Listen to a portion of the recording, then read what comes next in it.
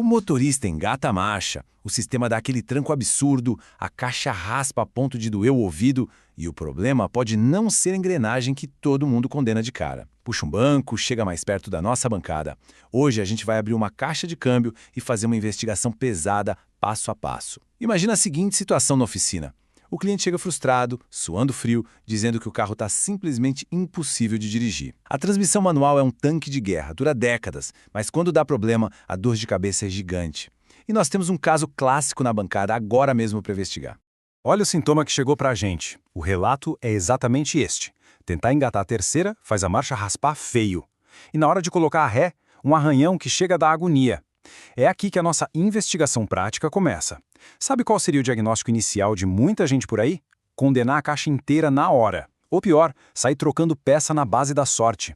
Desce a caixa e troca tudo. Mas o problema real a gente só descobre quando entende o que acontece lá nas entranhas do sistema. Primeiro a gente acha a causa do sintoma, depois a gente resolve. E aqui já vai o nosso primeiro alerta de mecânico de hoje para deixar bem gravado: diagnóstico sem teste é chute. Peça não resolve problema, diagnóstico resolve. Substituir engrenagens ou embreagens sem entender a teoria da mecânica interna é garantia de retorno na oficina e dor de cabeça. Se a gente não entende como a energia flui lá dentro, é pura adivinhação. Então, vamos construir essa base técnica juntos agora. Ponto 1. Torque versus velocidade. A física da subida.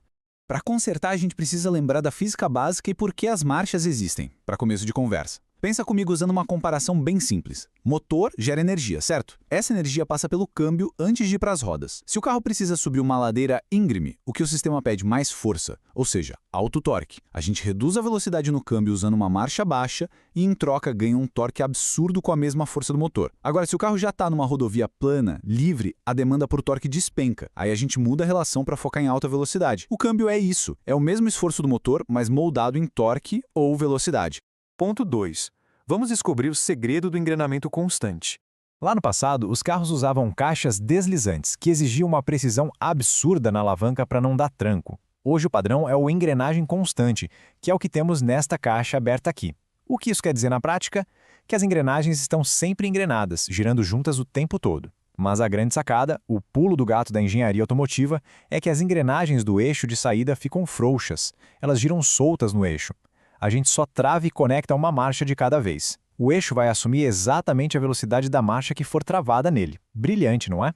E tem uma curiosidade de oficina sensacional sobre isso. Em muitos projetos, quando a quarta marcha é engatada, os eixos de entrada e saída simplesmente se conectam de forma direta. O fluxo de energia passa reto, sem mudar a relação pelas engrenagens auxiliares. É eficiência pura, mostrando como tudo é pensado para otimizar o trabalho do motor quando o carro está em velocidade de cruzeiro. Ponto 3. O trabalho do sincronizador. Aqui a coisa fica séria.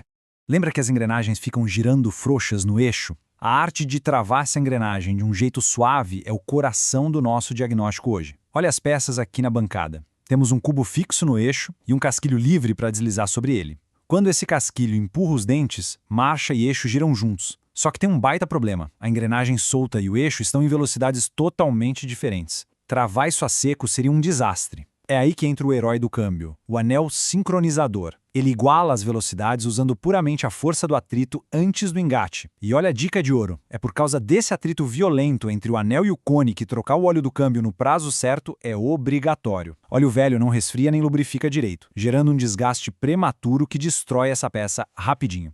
E vai mais um alerta de mecânico pesadíssimo. É aqui que a maioria erra na avaliação. Como a gente viu, o atrito do anel sincronizador é o que protege todo o sistema. Se o motorista forçar a alavanca ignorando a saúde do sincronizador, ou se a peça já estiver gasta, as velocidades não se igualam. E sabe o que acontece? O casquilho tenta travar numa engrenagem que está em outra rotação, e os dentes se chocam com brutalidade. É exatamente aquele barulho de raspada que o nosso cliente relatou. Forçar as trocas sem o devido sincronismo destrói os dentes das engrenagens sem dó. Ponto 4. A pausa da embreagem. O problema não estava só no sincronizador. Sabe por quê? Porque essa pecinha não consegue igualar as velocidades sozinha se o motor continuar despejando força máxima na caixa. É preciso interromper o fluxo de energia. Muita gente acha que embreagem é só para tirar o carro da imobilidade, mas quem está no chão de oficina sabe, a embreagem é um verdadeiro interruptor de energia. Ao pisar no pedal, o movimento mecânico corta completamente aquela energia violenta que vem do motor. Isso é vital. Sem interromper a força, o atrito do anel sincronizador não dá conta e a troca suave simplesmente não acontece. O pedal dita o movimento perfeito do casquilho interno. Vamos ver a progressão perfeita que acontece em frações de segundo. Primeiro, pisa na embreagem e a energia é cortada. Segundo, a alavanca move o casquilho deslizante lá dentro. Terceiro, esse casquilho preenche um anel sincronizador e o atrito faz a velocidade da marcha igualar perfeitamente com a do eixo. E quarto, só quando as velocidades estão idênticas, o casquilho desliza até o fim e trava tudo com suavidade. Se o carro chegou raspando nas marchas para frente, o diagnóstico grita: ou os anéis sincronizadores estão destruídos, ou a embreagem não está cortando energia direito. Ponto 5. O perigo da marcha a ré, a vilã da nossa história de hoje. O mistério das marchas para frente está resolvido. Mas e a ré? Por que arranha tanto?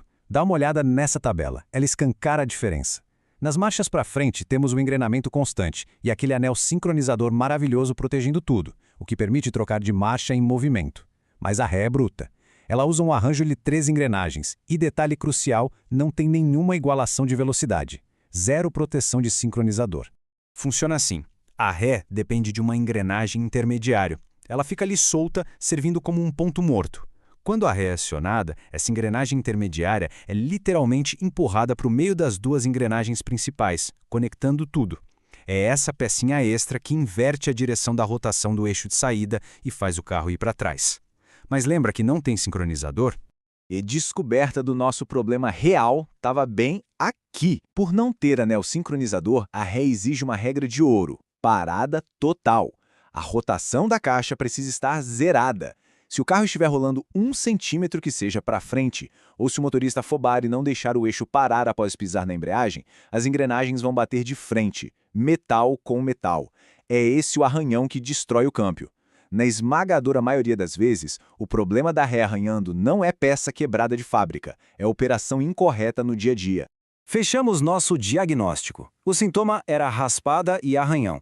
A causa real: desgaste nos sincronizadores por falta de manutenção de óleo e a falta da parada total antes de engatar a ré.